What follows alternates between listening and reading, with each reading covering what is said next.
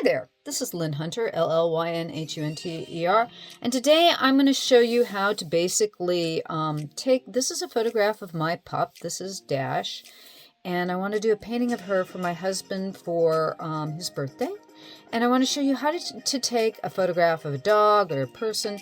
We're going to use a dog, basically this dog, just because the shapes are simple, and I want to show you basically how to look at a two-dimensional image that we feel is three-dimensional and put it on paper. And this is just the way I do it. This is a, I wanted to show you first, this is a Blick hot press watercolor block. I like to use watercolor blocks because they're pre-cut, and sometimes I will take the paper off the watercolor block when I'm using it for painting, and sometimes I won't. You can see there's glue along the edge, so that keeps it from coming up, but after a while, some of the times the pages come away.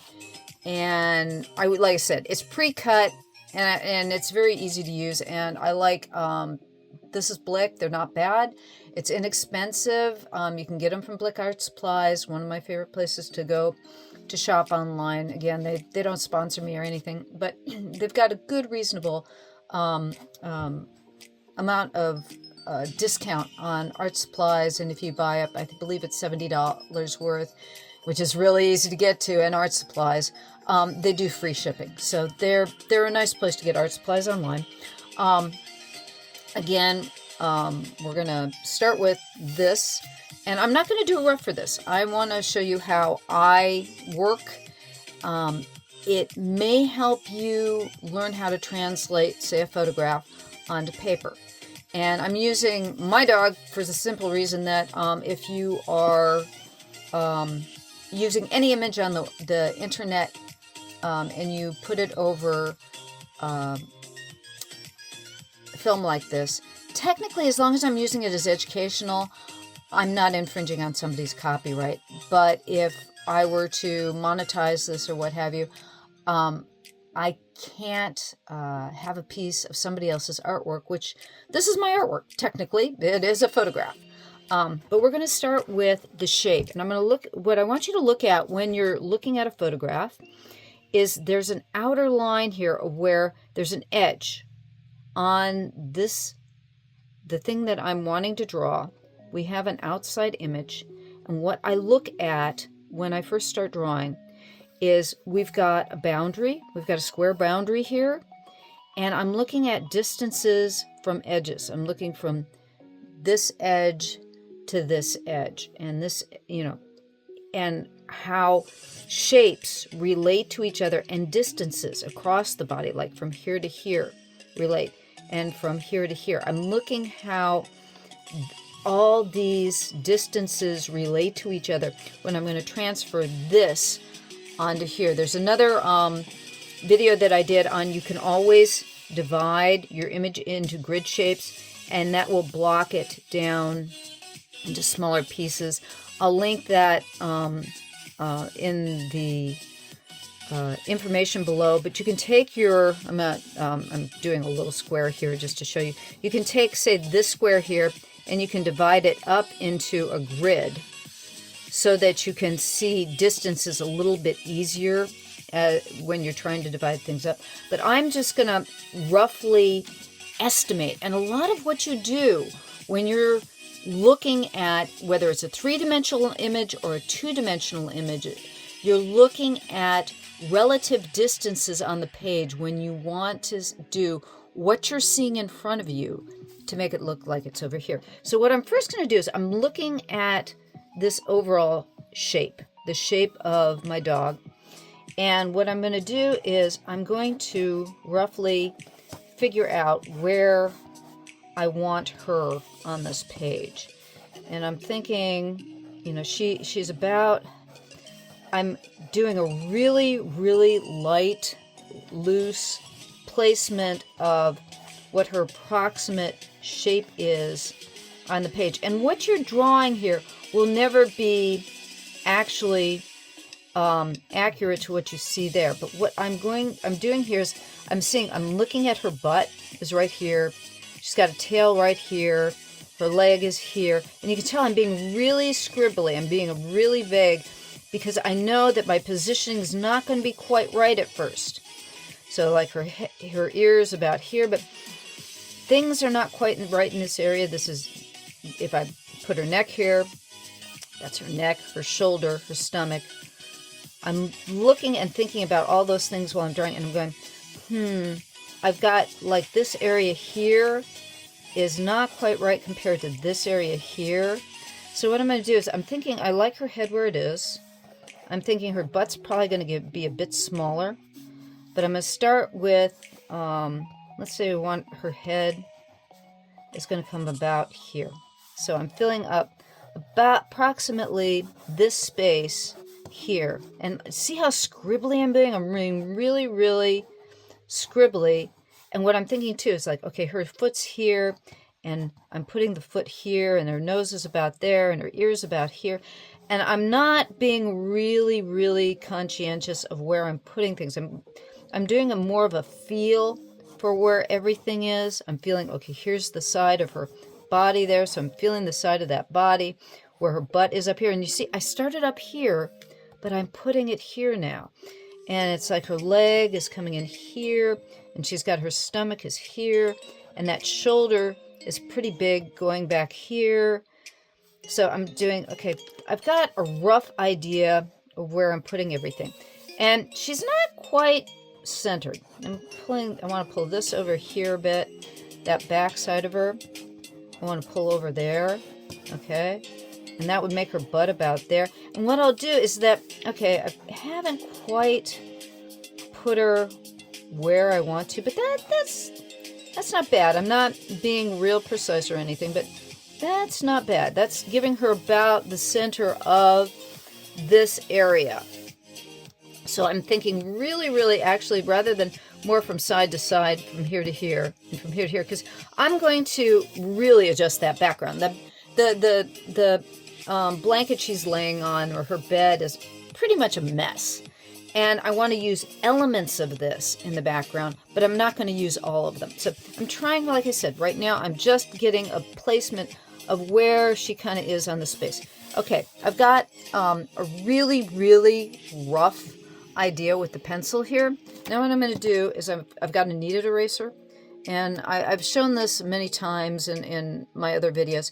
I'm a real big fan of kneaded eraser. When I discovered this tool, I didn't discover this tool so late in when I was a kid. You know, erasers are all the latex erasers. A kneaded eraser is nice because it takes away, you don't have to take away that whole drawing. So that initial rough idea where I'm placing things, I can treat as like a dot to dot. I can see this really light underdrawing underneath, and I will erase this drawing. And you'll see about 2 or 3 times before I get all the placement and all the judgments that I'm making really where I want them to be. But in the meantime, I can, what I call ghosting back. I can ghost back this drawing so you can barely see it. But I've given myself those initial landmarks, and I'll call them landmarks, for where things are. So I'm going to restart this again. And this is her shoulder. You can see her shoulder's right here.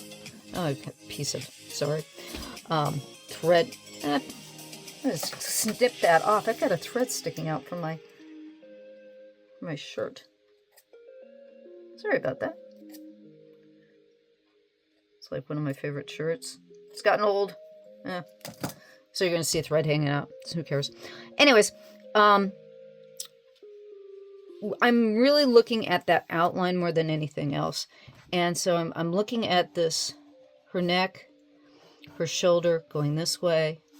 I know that she's got her stomachs coming in about here. Okay. And this back here. And part of the things I'm thinking about too is the flow. Animals have a really wonderful flow to their shape. And so when you draw it, it's like right here, from here to here, though, I've gotten a little bit big. So I'm going to come in, reduce that a little bit more. And what I'm doing right now, I always equate this kind of to, if you've ever done any kind of wood carving or woodwork, when you use finer and finer sandpaper. This is kind of the same thing. I'm refining the drawing more and more each time I'm refining placement. So it's like I've got her foot here, and I kind of like where that foot is. And what I'm looking at now is this negative space. We have a shape here. You can see, like right in here, if I draw my pencil around it, or let me see if I got a pen. My favorite line is, I never have the right tool at the right place in the right time. I'm taking a large, this is just a graphic number 1 Pigma Micron pen, just so I can show you. I'm looking at this line. It's kind of difficult to see because, I mean, I heighten the darkness or the lightness of this particular piece, but you can see I'm looking at this area in here. I'm looking at this negative space, and this negative space has a shape, and all around her, consider her body as the positive space, and that inside area is a negative space. This is a negative space right there. So I'm looking at that, using that to judge, okay, do I have things in the right place? Because it's like, again, you do not have to follow it exactly, but what it does is that if you're measuring with your eye, it gives you one more place to measure. And like her nose is here, and her muzzle comes down there, and her one toe is here, and it gives me a measurement by looking at this space here and comparing it to this space here. How close is that? So it's like right here is the edge of her ear, and I put in the original drawing, I put her ear up there, but the whole hollow of her ear comes all the way down there, and then it comes up about here. And what I'm looking at too, it's like, what is this distance between here and here, and what is this distance down here? And I'm measuring with my eye. It's all approximations. And teaching yourself, if you go back to, I'll put down the link to my my instructional videos. There's one that shows you, there's various ways you can increase your ability to judge those approximations. Now, right now, I've got her neck a little wide. I want to bring that more here, because if you're looking the distance between there and there, that neck area is a little wide, and I want to bring that up there some. So I'll bring in my kneaded eraser, and I'll erase this back, because I want it there. And what I want to do too, I'm trying to look, while I'm doing those measurements, I'm also giving the overall shape. I'm looking at this entire area as one big shape, as well as doing the measurements. And I'm going, something's wrong there. Something doesn't work out for me. And I know too, what I'm thinking as well is about anatomy. I know her shoulder is up in here, and I know it attaches there. And she's got a rib cage that's here, and that goes back into her hip area. And then that flows around to here and into her thigh. And that's her knee right there. And the equivalent to her heel is right there. And then I'm going to go back to the knee and I'm looking at where all this is in that area. And then her tail is actually down right about here. And Basenjis have the most marvelous little curled tail. Their tail looks like a cinnamon bun. And when they sleep, they relax it a little bit. So it... let's see here. This is looking too big. I got lost in the details, and that's looking too big. Okay, so I'm gonna stop here again.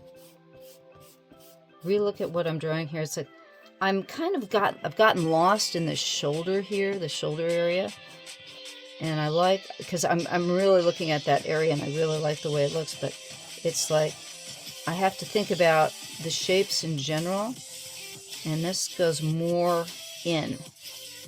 And I'm looking at, okay, this area here. Again, you're looking at negative spaces. What's the relationship between here and here and here and here, and how far am I really pulling that away? So it's a combination of I'm looking at where it's located in the photograph and how I'm turning it out here, and what the anatomy does. And between all those things at the same time, I'm trying to get all those things to pull together. And it's like, here's the stomach, and it comes up here, and then where the hip comes down, and she twists, that back's twisting around, and there's, you can see even there's a little, the folds of her body also exhibit, you know, lines going across her back, and that gives also an added feeling of form. It's like a little bit, having some difficulties getting this right on today, because it's also, the camera foreshortens things, so it's not going to be fully accurate. There we go, that's part of the problem right there. And that's going here. Okay. So it's a combination of what I know and what I'm seeing. Okay, and that goes here, that's there. And I'm looking at how the neck is intersecting with the head. And again, this particular, when I took this photo, poor Dash, my Jabirian Shepsky shadow, and she had an argument over a Chewy, and her sister got a little rough with her, and we had to have her get stitches because they had an argument over a very desired Chewy. And okay, so I'm looking at, here's her skull. She's got, Basenjis have that nice dividing line down the center of their head, which a lot of dogs do. I mean, use anchor points on, or landmarks on the body itself. Will show you where to put things.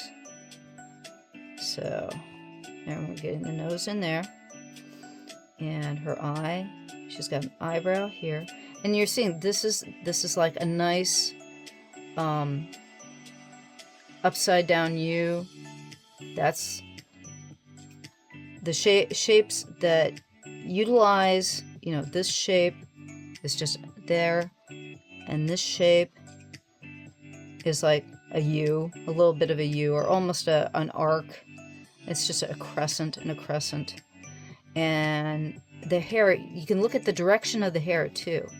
And there's a line right here where the eye comes in. There's an eye socket here. The eye socket's here, and they have muscles over their eyes. So think about, you know, they also have like eyebrows. Look at the direction of the fur. That'll especially when you're drawing animals. Animals will help you take the direction of your line across them because they have fur that goes in a very particular direction. Now with Dash, she's normally wearing a necklace. She has a collar, and it's about as big as what that is. So I'm gonna put a collar in for her just because that's what we normally see her with. And like I said, this is going to be a painting. I'll do another video to show you a quick painting video for you guys. Because this one will not take me long to paint. It's not taking me that long to draw either.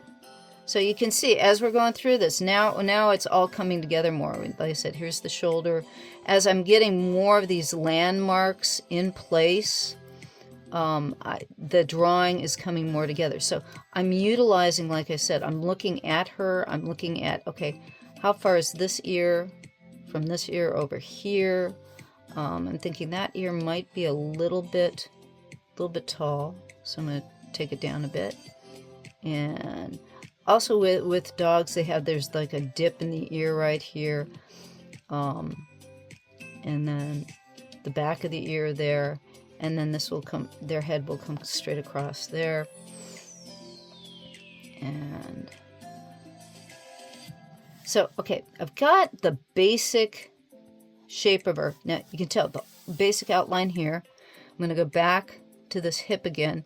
This is a little bit of a complicated area. And again, she's foreshortened a little bit, and the camera has foreshortened her because this is a bit of a down shot.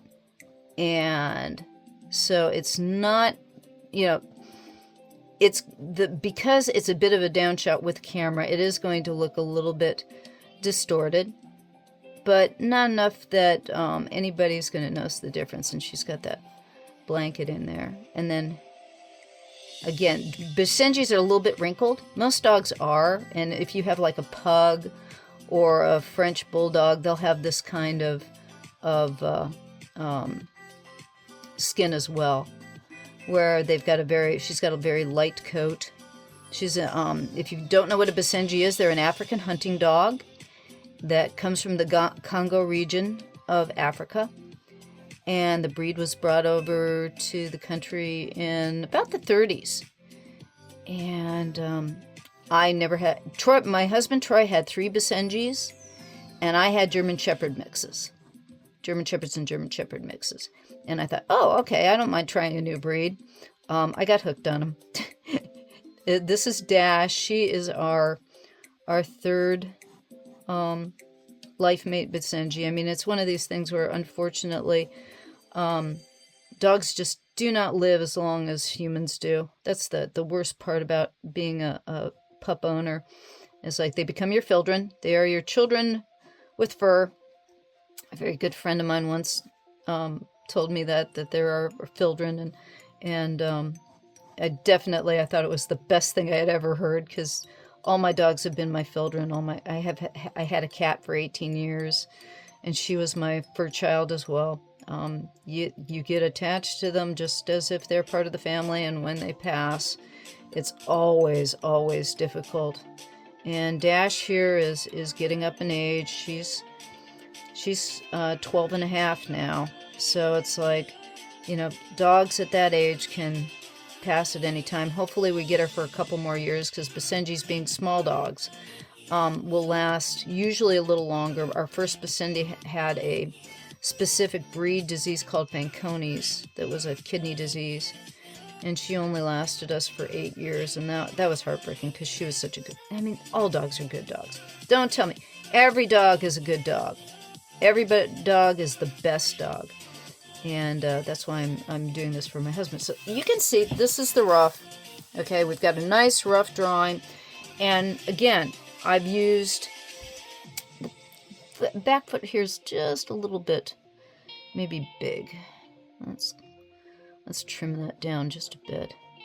And again, I'm looking at relative shapes. Okay, we haven't gotten the tail in here. The tail is going to be right... It's like you look at, okay, here's the heel. The heel's probably a little bit more angled that way. And the bottom of the foot. And right about there is where the tail is, so we're going to bring it in here. Now, I could exaggerate the tail and do it something different. I don't have to do everything exactly as the photograph, but I just wanted to... I'm showing you how I utilize a photograph to come with what I'm doing. And it's like her hip area here, where her muscle comes in here. Her muscle up here comes in a little bit higher. So I'm going to erase that. And I'm going to do this here. That's just a roll of fat. There's her thigh muscle, and another part of her thigh is up here. And you can see it rolls in down around there. And then this fold is right about there. And then there's another fold about there. And we're going to roll it around. And this almost is square here. And this comes in an arc with her rib cage. And you can feel that. It's like if you haven't gotten it right, you know, you feel that arc around and you go, the rib cage is in here. And if it's not feeling right, okay, why isn't it not feeling right? And of course, the skin is going to be stretching. The rib cage is here, but it's stretching across there. So this is our basic drawing for the Basenji right now. And you'll note I'm a little bit off in my placement. So because I'm a little bit off and I'm doing this on camera and I'm not really that worried about it, because what I'll do is I'm going to take the background and I'm going to fill in the background so that it balances off where she is on the page. I'm going to figure that the frame is going to go around it, and she's a little bit lower in the frame and maybe a little bit off to this side. So what I'll do is I'll take color when I finish off the painting itself. I'll make sure that color or detail will pull her a little bit this way. And then I'll make, you know, the details up here a little bit different so that the image has more of a flow to it. And so I'm not totally worried that it's not, you know, absolutely per se in the center of the composition, because I'm not a big fan of centrally located compositions in the first place. Okay, now what I'm going to do is I'm taking what I did before, and like I said, I've got a kneaded eraser, so what I can do is I'll erase this back, so things that I don't want to see as much, I can fully erase away. I can totally erase away. And those that I want to see stronger will usually stay stronger. And also, while I'm doing that initial drawing, the lines that I really wanted for you to see, or I wanted to see myself, they'll be drawn heavier.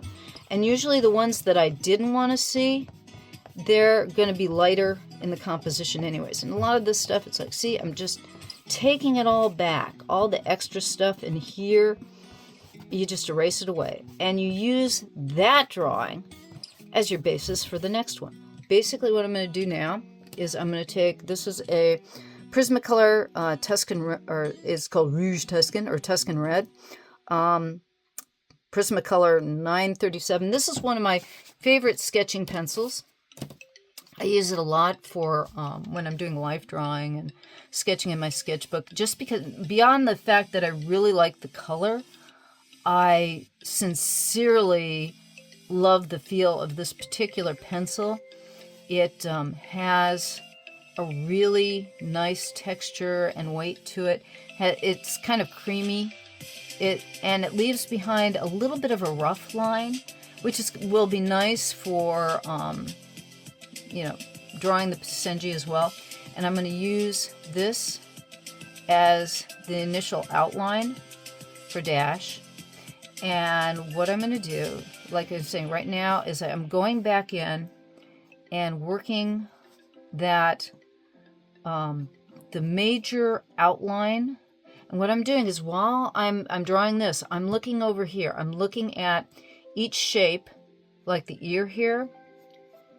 I'm going back in, and I've got everything just about the right place, but not entirely. Or I didn't draw that little, I don't know what it's called, this inside of your ear on a dog. Cats have it too. There's kind of like these double folds on the outside of the ear. And this is where her ear comes in. And now I'm looking at those shapes. I didn't look at them very strongly when we first did the drawing, but now I'm looking at what is the shape of this ear. And, you know, like I said, if it's not exact, nobody's going to see the photograph that you took it from.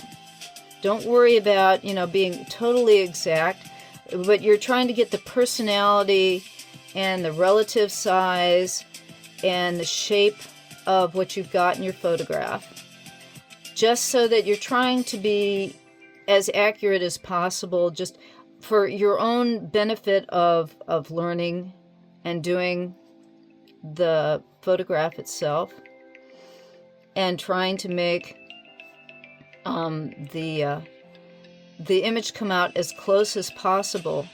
And sometimes it's better to do things like dogs or pets, because when you start doing humans, the biggest problem with humans is getting that likeness.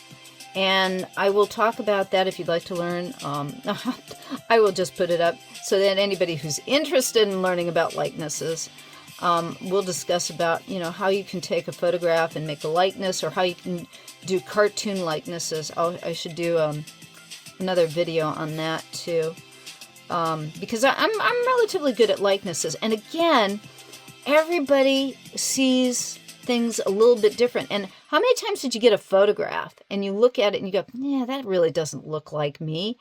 because what you see in the mirror and what you look for in yourself is not what is seen through the camera lens.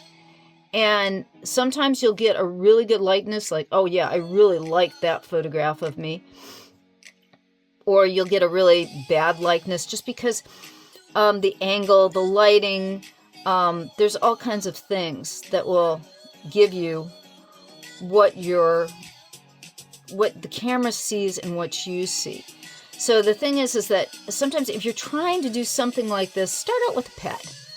Because your pet will, even if you're not getting a really close or accurate, per se, you know, drawing the first time out, or when you try it 100 times, because honestly, let's face it, art's it's perpetual. You're always going to be drawing. You're always going to be painting. I've been doing this for, let's see here, I'm going to be 66 soon. Oh my word, I'm going to be 66. And I've been doing it, you know, ever since I could hold a crayon. And you always learn new and different techniques. This is just, like I said, these are little tricks that I use if I'm using a photograph. And like I said, when you're doing this, it's tougher to do in real life, but you use the same techniques when you're looking at a living model as you do when you're looking at a photograph. The problem is with a living model, you got to be much faster, because you either have a model who's not going to be sitting there for you for any length of time, and you have to use your memory more. Or that's why it's like inanimate objects are always much better to use when learning how to draw from life than living objects, because I swear to you, any animal you pick, except actually maybe dogs or cats, they're actually pretty good about staying one place. I do not suggest ungulates, whichever way. I used to draw a lot of animals at the zoo, and I swear to you, goats are the worst. The moment you start trying to draw a goat, it will just shift its shoulders. You've got that nice pose down, and the stupid goat will shift its shoulders. And dogs are pretty good, and cats are pretty good about staying in one place while they're sleeping until they start dreaming or what have you. But they're not bad for using for real life model. And there. And like I said, you see, I'm going around the outside. I'm filling in more of the outside than filling in the rough shape of the form, or the rough idea of the form for this particular one image, just because I'm going to go back in with watercolor. I'm probably going to touch this up a little bit more with the shadows. That's going to take me some more time, because I want to be much more concerted with what I'm doing with the shadows. But you can see I've taken, basically, again, I've kind of she's a little bit wide. I've made her a little bit wider than she should be here. It's like probably could have made her a little bit narrower in here. The shoulder, I'm thinking, needs to come down probably just a little bit more. She's a little bit leaner. But for the most part, I think I've gotten her pretty well. I mean, it's like you've got her back coming through here. With Basenji's too, they have a little bit, you can see she's got that little bit of a stripe down her back, even though it's all that red color. They have this stripe coming down the back, so it's like this nice S shape she's gotten going for me. And then what I'll do too is I'm going to start coming in, and I will do it much more creatively. But I want to get her blanket in here. But it's like, again, I'm not going to use that photograph as the actual shape of the blankets. I'm going to use suggestions. I'm not sure right now if I want to use the brown, because she's a red Basenji. I'm thinking I either want to keep that, because she does lay on that bed all the time, and that would be a nice color to use for that. But I will play with the background more, and when I do this nice light, I'm not really thinking, I'm not really looking at what I'm doing. I'm feeling more shape, form. Where am I putting things? What would look good here? And I'm just kind of letting my arm take it away. And what I'll do is, like I said, when we get back to painting this, I will consider what I'm doing and alter that a bit more. But that's it for today. That is how you can look at a photograph. Again, look at the negative spaces, look at this space around here, and say, I could have pulled her, you know, she looks like she needs to be pulled a little bit more over here. But you're looking at this negative space. Look how, let me take my marker again. Look at this space in here. Think of that negative space in there. You think about this negative space in here. Use the measurement from like her nose to her foot over here. You think about, okay, how far is that from that? You look at this negative space in here. So it's like, even though there's no boundary around that, you're trying to think about what that shape looks like, what this shape here looks like out here. So it's not just in here. Here's her head. You're thinking about, you know, I don't want to use that pen, but you're thinking about this, you know, there's her skull is in here, her jaw's there, and you're thinking about that shape. But you're also thinking about, if you're using a photograph, utilize that shape as well, so that once you get these shapes and these relative forms to each other, that's how you're getting this likeness to relate to this photograph. And again, you can use the same techniques when you're looking at a three-dimensional object. And that's why you just think in terms, these are techniques to take 2 dimensions and make them feel like we've got a 3 dimensions. Magritte wrote on a pipe, this is not a pipe. This is not a dog. This is an illusion. I have created a magical illusion of a drawing of a dog. And again, I'm going to work this up a little bit more, and then I'll come back with another video and we'll paint it. But thank you for stopping by. Again, this is Llyn Hunter, LLYNHUNTER, storyboard artist, illustrator. Thank you for stopping by. Thank you for taking your time to listen to and watch this video.